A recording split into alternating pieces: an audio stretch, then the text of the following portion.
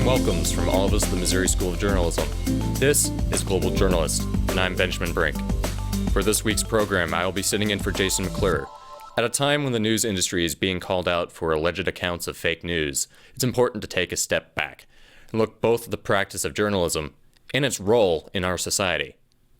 This week, we will be taking a look at how the media industry has and has not changed through the eyes of Jim Lehrer, Mizzou grad, ex-Marine, and journalist extraordinaire with a storied career spanning over 5 decades and 12 presidential debates. Global journalist Kathy Kiley sat down with Lehrer before his induction into the Missouri Hall of Fame. I came to Mizzou strictly because, and solely because, of its reputation. For the first half of our program, Jim Lehrer talks about his career and how it's similar and dissimilar from today's media landscape. After graduating the Missouri School of Journalism and serving in the Marine Corps, Jim Lehrer made his start in journalism as a newspaper reporter in Dallas. I was checking the telephone line back to the city desk downtown, and the rewrite man says, well, look, are they going to have the bubble top on the presidential limousine? If the weather was bad, there would be a bubble top to protect the Kennedys from the rain. And it had rained that morning in Dallas. The Secret Service agent was standing at the top of the ramp. I happen to know. And I said to him, Mr. Soros, I see the bubble top is up. Rewrite wants to know if it's going to be up during the thing. And he looks up at the sky. I'll never forget this. He looks up at the sky and it's clear. The agent that I'm talking to then yells to the other agents who are in charge of the motorcade, lose the bubble top. What from that experience stands out in your mind? Kathy, what the Kennedy assassination did for me. That was in 1963. I had been a newspaper reporter since 1959, so I was still learning. But what I learned that day, I worked for the afternoon paper at the time, the Dallas Times Herald. The Times Herald, right. And my assignment that day, because the president was coming, President and Mrs. Kennedy were only going to be in Dallas about 3 hours just for this luncheon. And it was right on our deadline. And so everybody in the news department had some assignment to cover because we had 3 or 4 editions and all that sort of stuff. And my assignment was to cover the arrival of the Kennedys at Love Field and then stay there until they came back and cover the departure. And anyhow, and I was right there at the airplane. You can see me in way back in the background in some of the pictures and all of that of the arrival and all that. And then anyhow, I went into the terminal, and then the word came, and I ran to a telephone, got how I got through, I do not remember. It's still a miracle to me. I got through to the city desk, and they said, go to the hospital. The president is there, and so the hospital was just 2 or 3 minutes from me. So I went there just as they were announcing that Kennedy was dead. And then when the reporters there said, hey, they want you to go to the police station. So I got there just as Oswald was being brought in. I didn't shoot anybody, sir. I haven't been told what I'm here for. I was one of those people who asked, hey, did you shoot the president? And as a result of it was a miracle, really, but it changed my whole approach to journalism forever, was the managing editor assigned me to cover the aftermath of the Kennedy assassination, and I did that for 6 months. I ran into every culvert. I investigated every kind of conspiracy theory that was floating, because there were no Pulitzer Prizes to be won by anybody who proved that it was one man alone firing 3 rounds in 15 seconds. It had to be a conspiracy. And for the reporter who could find the conspiracy, there was a Pulitzer Prize. And I was one of them. There were 2,000 maybe or more reporters from all over the world who were covering the story. And the bottom line is, though, to answer your question directly, I came away from that whole experience with a forever ingrained DNA that I knew for a fact that everything was fragile, that any given moment the phone could ring. And that's when I later became city editor of the Times Herald. I was a fanatic. If the phone rang on the city desk and it wasn't answered on the first ring, somebody's head was going to roll, because that's how it all happens, and you have to be alert to it. And that at any given moment, alone, it turns out one man with a rifle gets off 3 rounds in 15 seconds and changes the course of history. I never forgot that from that day on to this, that I was in the business and in the soul of the business of being aware of that, all the not in any kind of fear way, but and not any kind of pleasurable way, but just realizing, and of course, there were 2 big assassinations afterward. There were all kinds of things, things like called the Vietnam War. Lehrer's breakout moment on the national stage came covering something that will sound familiar to Americans today: hearings aimed at setting up a presidential impeachment. The ones Lehrer covered would have been really historic. Had Richard Nixon not resigned, he would have been the first U.S. president impeached since Andrew Johnson right after the Civil War. By midsummer, the commercial TV networks, which had all carried the hearings at the start, had in large part gone back to their regularly scheduled programming. For its part, public television wrestled with a different concern. The very idea of this kind of coverage had been controversial from the start. Going gavel to gavel, the way we were going, in the daytime and particularly repeating it at night, this had never happened before. President Nixon had no knowledge of or involvement in either the Watergate affair itself or the subsequent efforts of a cover-up of the Watergate. It will be equally clear, despite all the unfounded allegations to the contrary, that I had no such knowledge or involvement. So unless those tapes are made public or some other revelation comes our way, the senators, as well as the rest of us who are interested, may have to eventually make an ultimate choice between believing John Dean or Bob Haldeman. That's the way it looks to me, at least, at 3 or so in the morning. Feel free to disagree. After Bill Clinton's impeachment trial in the late 90s, Trump's might seem less momentous, but it's no less important. Jim Lehrer talks about what's changed and what hasn't since the Watergate hearings on Richard Nixon. One big difference: social media, and the way it creates an echo chamber by letting people pick the news that reinforces what they think they already know. That must be right?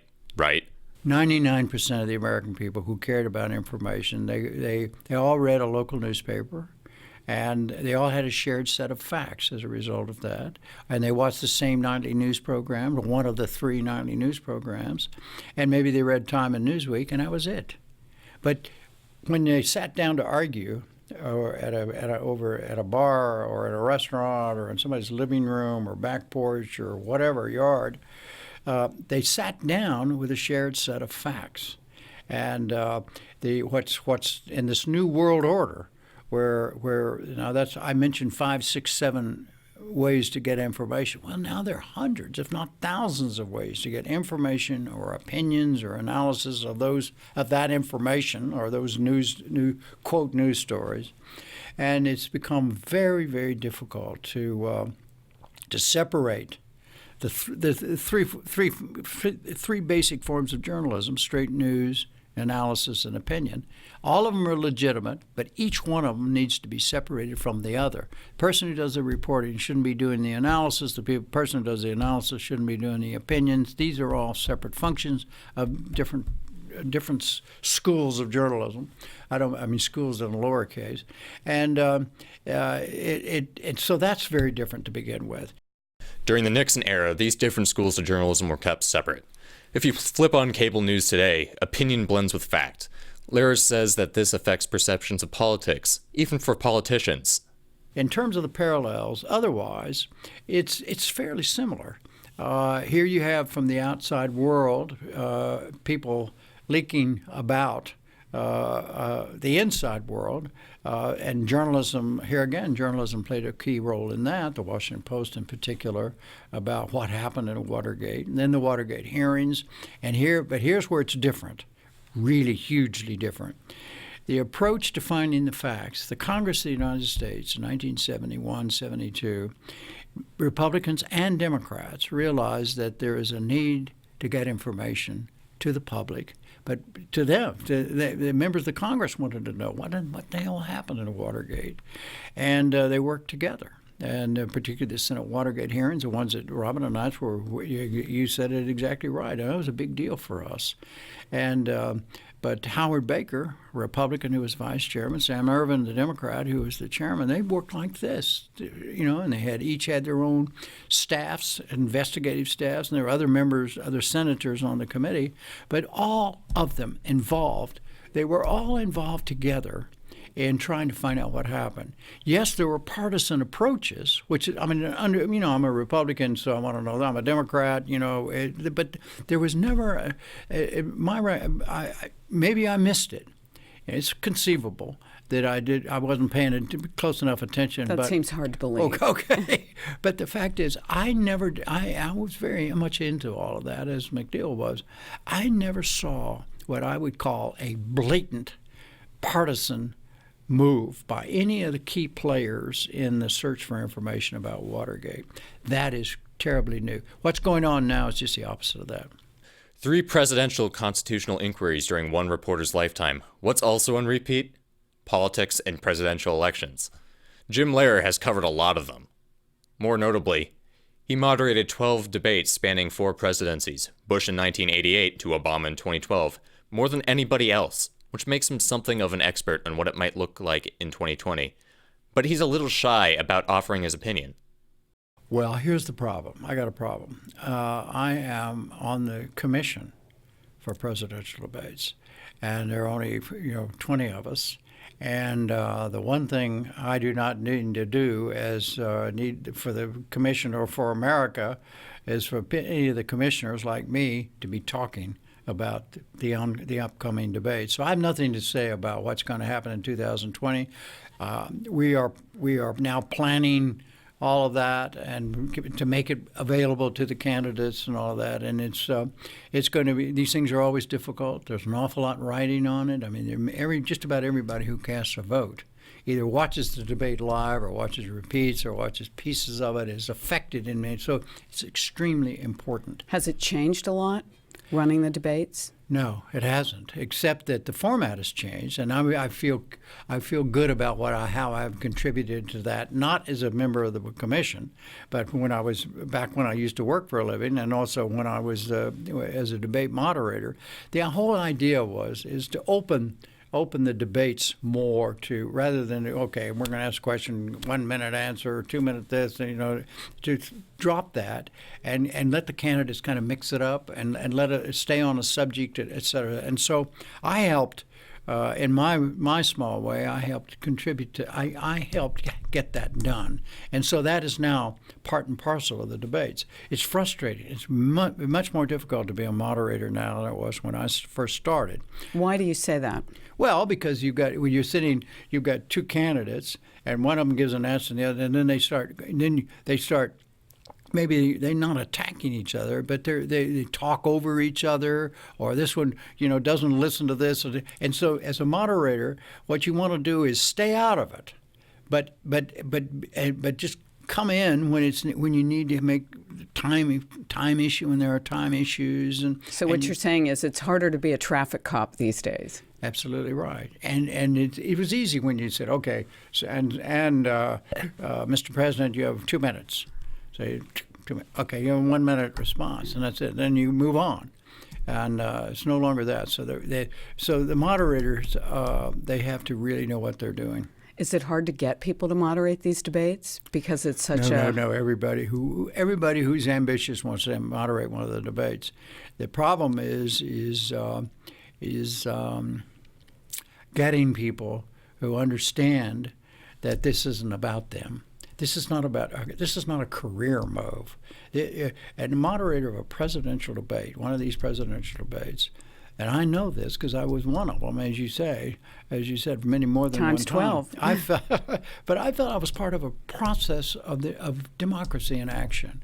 I mean, not a journalist. I wasn't a journalist when I was moderating a presidential debate. I was a moderator. I was there to help the American people understand what these 2 candidates or 3 candidates, and when I also did Clinton, George H.W. Bush, and Ross Perot.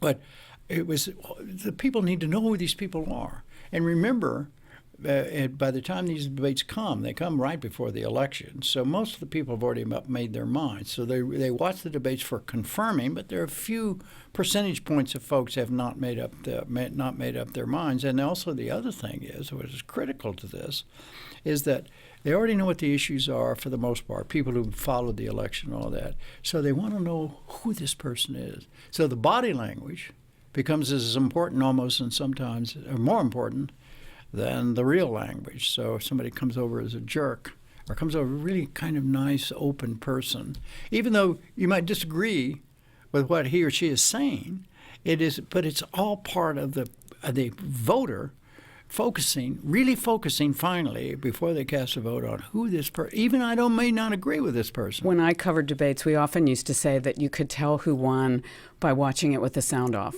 Oh, yeah, absolutely. Yeah. Absolutely right. Oh, and that's a hard lesson to get over to people. The public understands this. It's the professionals who have a problem understanding, because it's all, somebody said this and this and this and this and this. But this is hard. It's hard work. This is Global Journalist, and I'm Benjamin Brink. If you like what you hear, check us out on globaljournalist.org. That's where we keep our archived content and online-only exclusives on press freedom and international human rights issues. We're also on Facebook, Twitter, Instagram, iTunes, Spotify, and YouTube. You know the deal. Subscribe to our content for more. But that's quite a list. You want it? We've got it. Or if we don't, let us know when we'll make it happen. Anyway, back to this week's program. Today, we're talking journalism with Jim Lehrer. Journalism would look back to its 20th century roots and report things the old-fashioned way if it were up to this former PBS anchor. Now, I get it. That's the kind of thing I'd be tempted to dismiss with, okay, boomer. But Lehrer's experience and 5-decade spanning career in journalism and 12 presidential debates speaks for itself. So here's what the old-fashioned way means to Lehrer. Journalists of yesteryear and perhaps to journalists of tomorrow. The old-fashioned way is to pay attention to what has happened, what somebody has said, what somebody has done. Report it straight meaning no adjectives, no adverbs, just say what happened. Billy Bob said this, Sammy Sue said this. The background on it is that Sammy Sue, was a left-handed bank robber, and Billy Bob was a this or that or whatever. And the facts, just the facts, boom, boom, boom, boom, boom. And that is a function of mainline straight journalism. And then you turn to somewhere else, and those inside the newspaper, or it can be on the front page, or it can be a piece of journalism on television or on radio, where somebody is the number one expert on some of the subjects that Billy Bob and Sammy Sue are interested in, and that is he or she is nonpartisan about it, but is analyzing it. Well, you put what he said and the other guy, and then that's the middle function, and then the other one is the editorial page writers, the columnists, the commentators, and all of that. And this is bad. Here's what I think you should do. Here's how you should vote. So all of these things are. But you knew that was the old-fashioned way. You knew what the difference was. This old-fashioned way didn't stop just with the practice of the craft. It shaped coverage too. And the other old-fashioned way was that there was limited reporting about personal lives. Now everything goes, and there's some of that is legit. I mean, there's some personal. For instance, John F. Kennedy's problems with womanizing was there. Every reporter who was covering the White House knew about it or suspected it, but never reported it. That would never ever happen again, and that all ended with Watergate and all the fallout from all of that. And but you're saying some personal matters are not legitimate topics of public discussion, right? And that is up to ultimately the judge. The people who are going to judge that, of course, are the people who read about it and hear about it and whatever. But see, that's a cop-out. I mean, people say, "Well, I just think this is terrible. Let me read that story." Yeah. But that's what journalism is about. And people who go to the Mizzou Journalism School get trained to say, "Okay, This is a legitimate public interest that this person is having an affair with his wife's best friend, okay? But in another story, no, that's not relevant in that particular case. And only a journalist can make that decision. And the only journalists who are qualified to do it are people who understand what constitutes relevance, what constitutes required knowledge. In other words, that the people should know about this before they cast a vote or before they have an opinion about something. And that isn't always easy. And that's hard. I mean, and there's no way to get it 100% right all the time. You're always going to make mistakes. That's the one thing McNeil and I used to lecture to our kids on the staff. You know, we're going to do our best, you know, to never make a mistake and get everything right. But no matter how hard we try, and no matter how qualified all of us feel we are and all of you are, we're going to screw it up from time to time. And the important thing is to know that we've screwed it up and be willing to tell people we have done it. When I started in journalism in the early 60s, there was no such thing as an ombudsman or even really criticism of any kind, and none internally, and nobody ever corrected a mistake. And I remember with the Dallas Morning News, I had written a story an obit, I'm sorry to say, where I got something wrong. And so I told the city editor afterward, you know, we need to correct that. And he said, no, can't do that. So we went, why can't we? And he said, well, the policy of the paper is that if you do a lot of corrections, people will lose faith in everything else they read. So you don't want to tell people that we get things. That's changed. Yeah, you talk about an old-fashioned view of things. Yeah, that's so really some changed. Things about the old ways should go, right? Absolutely. Yeah. Anybody who practices journalism has got to come to grips with the fact that you're not going to get it right every time. But you've got to understand when you make a mistake, and you've got to acknowledge it. And that's an attitude I also learned at Missouri, and I never, ever lost it. And it was one of the cardinal rules of our little program on PBS. Well, I want you to pause for a moment and reflect. As somebody who started on a local newspaper, I want you to reflect a little bit on the state of that particular part of our industry today.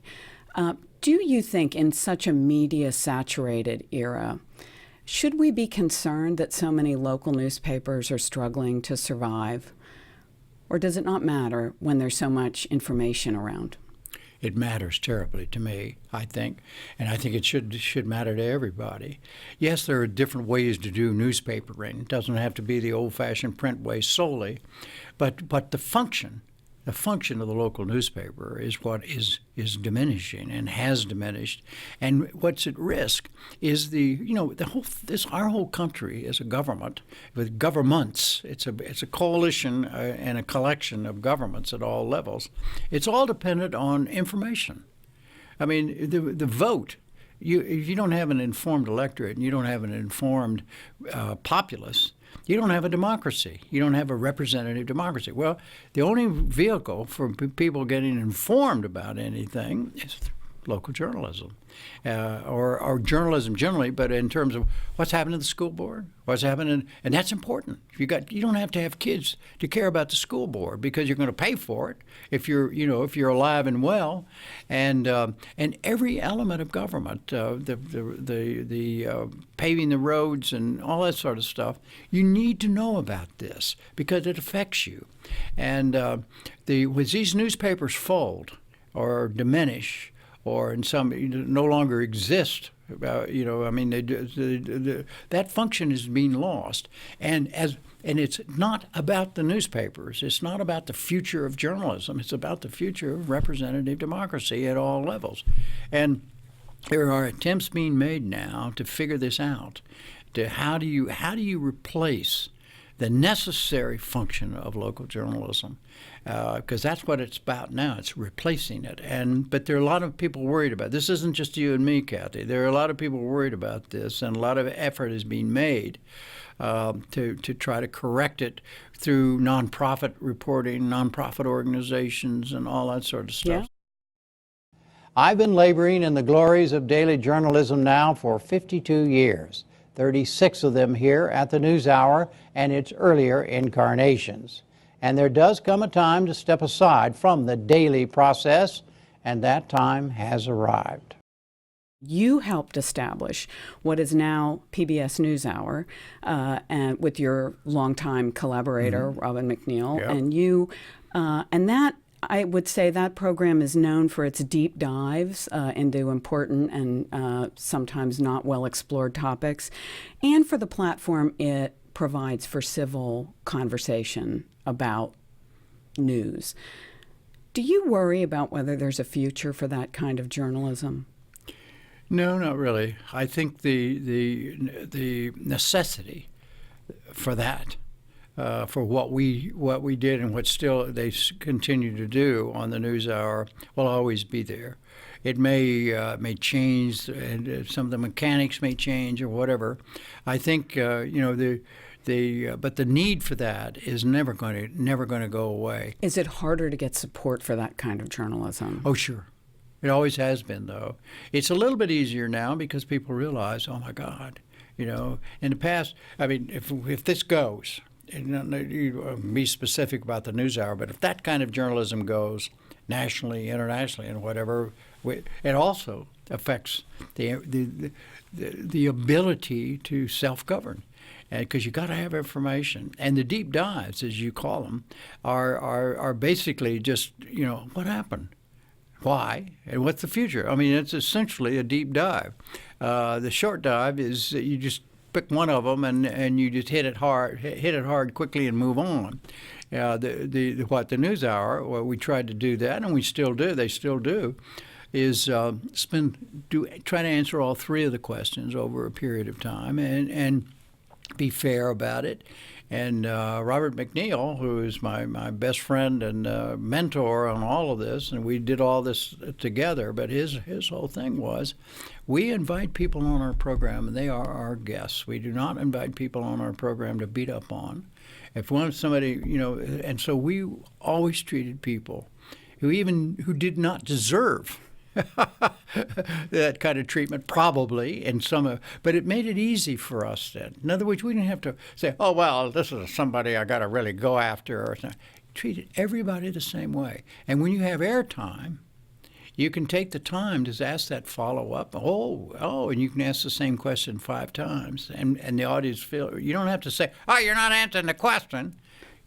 It's been demonstrated. You ask the same question 4 or 5 times. You realize it's not. Anyhow, bottom line is that's critical to, in my opinion, critical to becoming an informed citizen. And that type of journalism that need for that will never diminish. In conclusion, the way we wouldn't do this wonderful zoo thing that you all did at the beginning. Here's what we did in 1956. Missouri Tigers, go! Well, that's it for this edition of Global Journalist, a production of the Reynolds Journalism Institute at the Missouri School of Journalism and KBIA, Mid-Missouri Public Radio. Many thanks to Jim Lehrer and you, our audience, for spending time with us. Our director is Travis McMillan, our audio engineer Takia Thomas, and our executive editor is Kathy Kiley. This has been Benjamin Brink, sitting in for Jason McLure. From all of us at Global Journalist, thanks for tuning in.